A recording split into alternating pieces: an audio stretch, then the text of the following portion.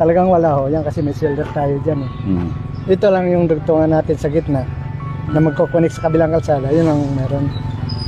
Hindi. Yung sa building siguro yun, dapat talaga kasi ito naman may pasado na ito sa testing eh.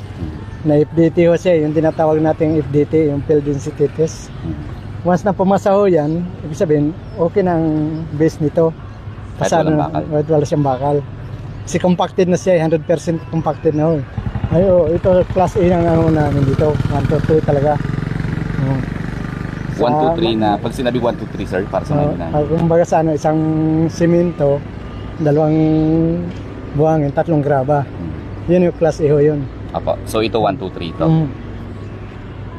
Yan ang mixture ng simento. Masyadong tapang to sir kasi ano, malaking ano niya, ilang tanner bag ang karga nito, 4 na tanner bag sa isang transit na ganito.